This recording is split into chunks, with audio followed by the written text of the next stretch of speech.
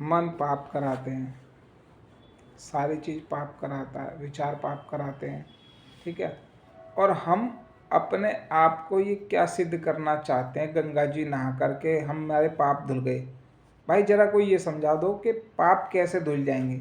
पाप करता है हमारा मन, जो विचार होते हैं। ठीक है। और दुख भी हमें भीतर ही मिलता है, कोई बाहर से तो कोई हमें गोली मार नहीं देता, सिर्फ बोलता ही है। अब शब्द बोलेगा या हमारा अपमान करेगा या कुछ करेगा, जो भी है, जो हमें पसंद है, अगर उसकी पसंद से कोई आदमी नहीं चलता तो हमें दुख हो जाता। कहाँ होता? मन के भीतर। तो मन को ही दुख और सुख का आधार माना गया है। ठीक है। जब मन को ही दुख और सुख का आधार माना गया तो मन को ही सुधारने की हर कोई बात करता है। ठीक है।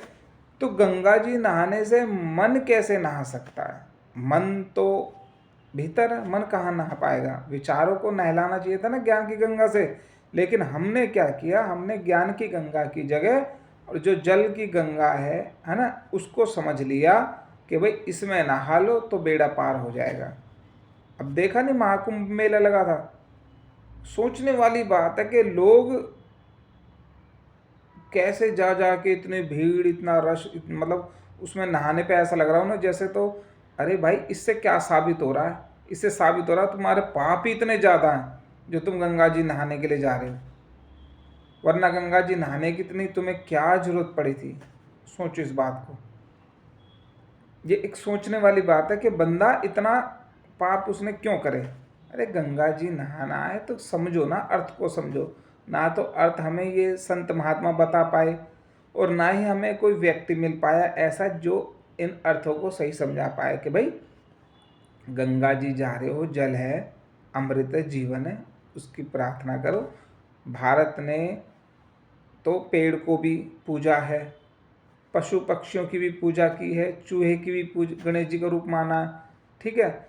गौ माता को माता बोलते हैं। तो हमें तो जिससे जीवन मिल रहा है हम तो उसी को बोल देते हैं कि हमारी माता है, हमारे पिता है, जो है पालन करता। लेकिन इसके गहराई में अर्थ जानो ना। यही तो भारत के साथ एक बहुत बड़ी गलती होगी कि हमने अर्थ को नहीं समझा। अब जब अर्थ को नहीं समझा तो मैं ऐसे काम कर देते कि गंगा जी नहा लिए तो हमारे सारे पाप धुल गए, फिर घर पे आ गए, फिर हम वही पाप कर जाते। मतलब मन को ये नहीं समझा कि कौन कौन से काम है जो नहीं करने चाहिए।